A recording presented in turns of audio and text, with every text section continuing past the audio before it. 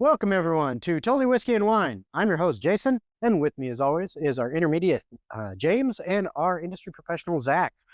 So today, we are going to be reviewing the Compass Box Scotch Whiskey, which is a blended malt Scotch whiskey. And Zach, why don't you tell us a little bit about this?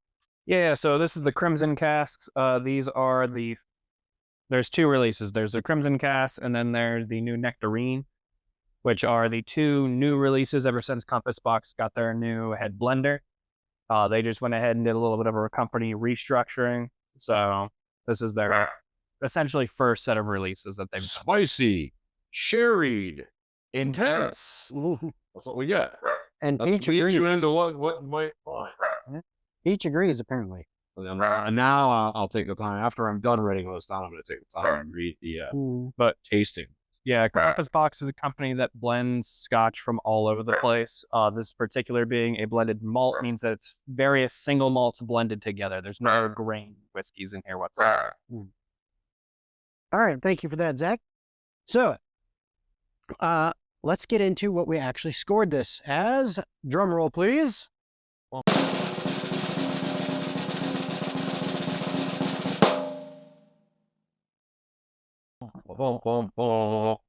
78. So this got a 78, but how did we come across that? Well, what we do is we rate everything on 4 categories: nose, mouthfeel, flavor, and finish. Okay. So what we're going to do is we blind taste, and then we assign up to 25 points to each of the 4 categories, add that all together to get up to 100. We do that individually, and then we add our scores together, average them out to get our total. So how do we come across that? Well, let's talk about the nose. So why don't you start us out on the nose? Okay, so the nose, I went ahead and gave a score of 21. This is by far the strongest portion of the whiskey. Got notes of sherry wine, chocolate cake, pomegranate, and oats, like washed oats. 21 for me.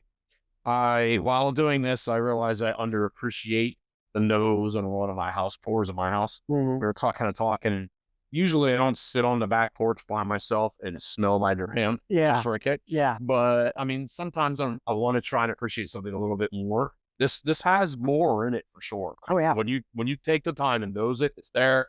21, floral, cherry blossom was kind of like tried to give a word to it. There's a lot of little subtleties. All of them, I find them are pleasurable nose, but all nice nose notes. Oh yeah. They're small. They're definitely distinct. Kind of gives me a little eye on the wheel. You know, like I got a little hint this direction, a little hint this direction, a little herbal, a little citrusy, a little earthy kind of tones, little kind of hinting at like coastal. So yeah. All right, cool. I actually got kind of leather and wood smoke off of it on the nose, and which I enjoyed, and I gave it a 20 for that because I actually got something. No, but no, actually, I did like the nose. I thought it was pretty good, so yeah, I gave it a 20. I guess where it happened for me on like little subtleties. There's lots of just little. It's not on super. Yeah, like I can find if I think hard enough about each part of the wheel, I can probably find a little word in there that kind of fits. We probably could have spent another 30 minutes just sifting through and getting more notes. Yeah, but I think that wouldn't have been genuous to the review process. Yes. All right, so that brings us to mouthfeel. Ooh. Which I'll go ahead and start this one off. So for the mouthfeel, I thought it started out kind of smooth, very subtle, very little burn, if any, feel to it. But I wanted a bit more to it. I didn't get enough. So I only give it a 17 on this. That's where it dropped off for me because I wanted more, something more from it. So if I get a folio on that because we're polar opposites. Good heat, full mouth, a little bit spicy for me. It's a little spicy for me. So I gave it a 20. So I'm like, I'm polar opposite for you on how. It's funny how this hits people different. So. Well, I'll go ahead and hit it right in the middle here. I thought it was a fairly balanced scotch. The spicy and intensity is back measured by the smoothness and supple apparitions of this particular scotch. Also a score of 20, though. All right. And that brings us to flavor. So, James, start us off. All right, gave it an 18 on flavor. I think it coastal, citrus peel, I get like this tiny bit of peaty. Scotch always does that for me. So like a tiny little bit of like a peaty kind of influence, but doesn't stick to me very long.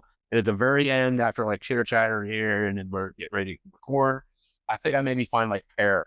Maybe it's a kind of more of a bittery pear, not like sweet pear, canned pear, but maybe like a fresh pear is not fully right. The whole Maybe, prickly pear thing. yeah, like a kind of a pear sort of thing. Maybe it's a word. I was like, oh, that's a word. So pear, it is a word.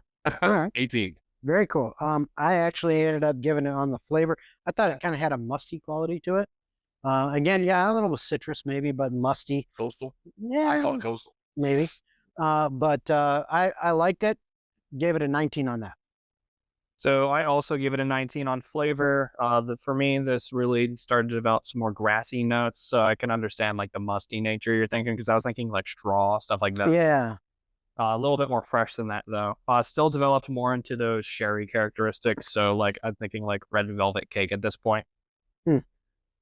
Okay. Super good. All right. And that brings us finally to the finish.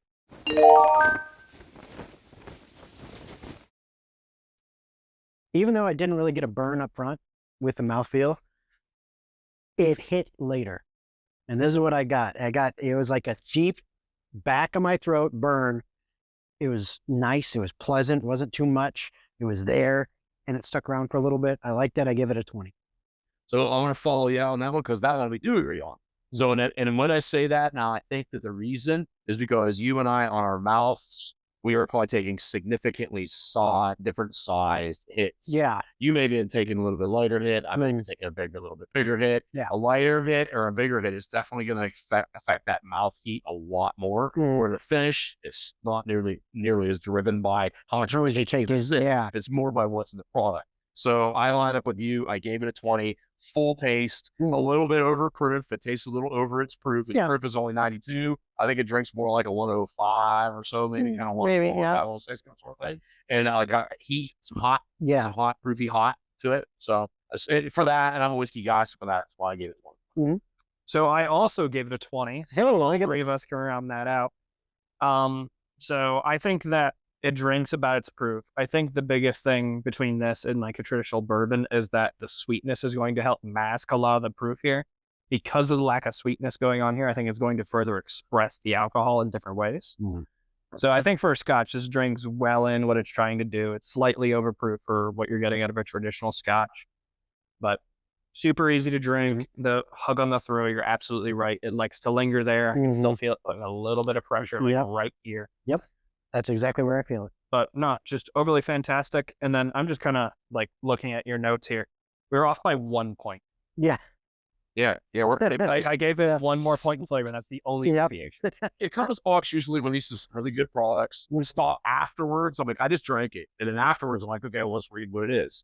And I see the spicy, I see the sherry, I see it all. Yeah. I see the, when they're coming back, what they're saying on their tasting notes, not to like counter what we have here. But I line up on some of them. You guys line up on other ones.